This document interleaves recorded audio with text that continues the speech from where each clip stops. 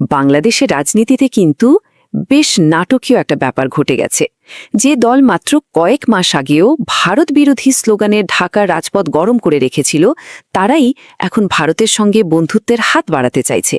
চলুন আজকের এই আলোচনায় আমরা খুঁজে বের করার চেষ্টা করি এই অবাক করা পরিবর্তনের পেছনের আসল কারণটা কি।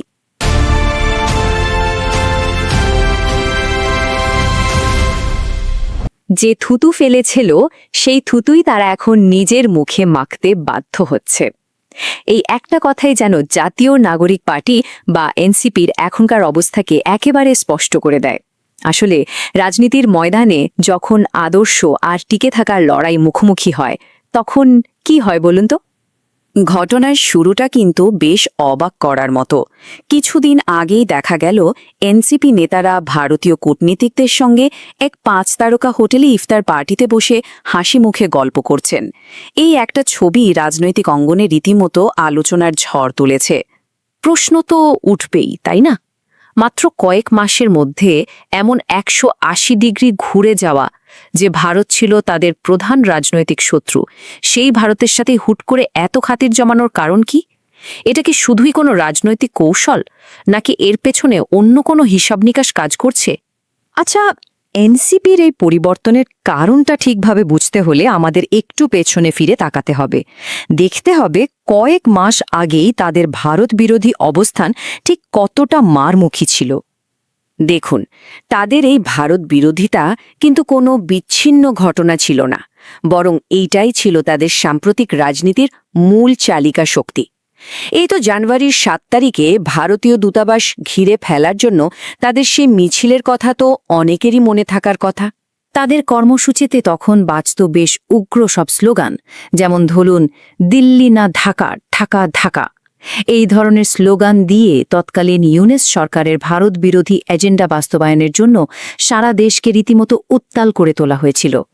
শুধু তাই না, তাদের মুখে শোনা যেত ইন্ডিয়া নো মোর এর মতো সরাসরি ভারত বিদ্বেষী স্লোগান, যা থেকে তাদের আগ্রাসী মনোভাবটা একদম স্পষ্ট বোঝা যেত।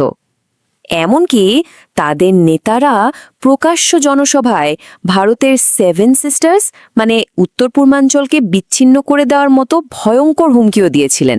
ভাবা যায়, এটা তো দুই দেশের সম্পর্কে চরম উত্তেজনা তৈরির একটা ষড়যন্ত্র ছিল।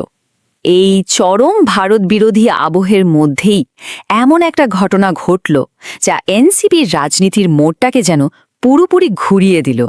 আর সেই ঘটনাটা হলো মার্কিন যুক্তরাষ্ট্রের পক্ষ থেকে একটা অপ্রত্যাশিত ধাক্কা।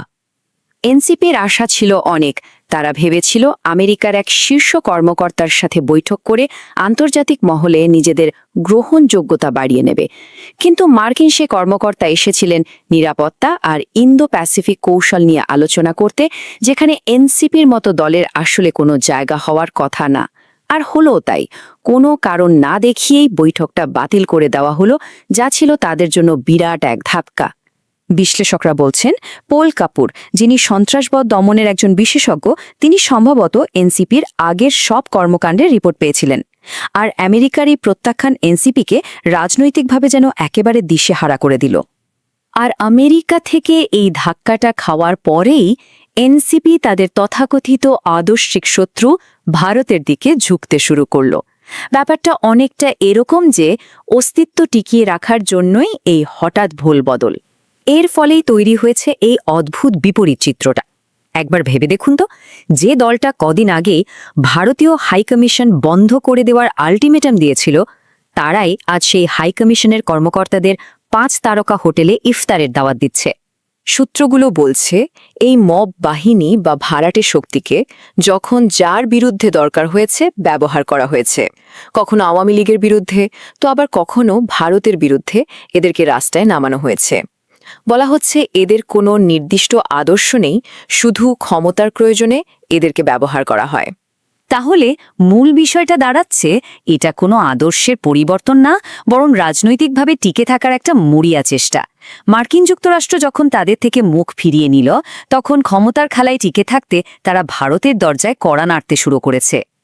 তো এই পুরো ঘটনা থেকে এনসিপি আর তাদের রাজনীতির সম্পর্কে ঠিক কি বোঝা যায়? সূত্র অনুযায়ী এর পেছনে কয়েকটা পরিষ্কার বার্তা লুকিয়ে আছে। প্রথমত, এনসিপির ভারত বিরোধিতা বা জাতীয়তাবাদী চেতনা এই সব কিছুই ছিল নিছকই লোক দেখানো। আন্তর্জাতিক শক্তিগুলো সরে যেতেই তাদের আসল রূপটা বেরিয়ে এসেছে।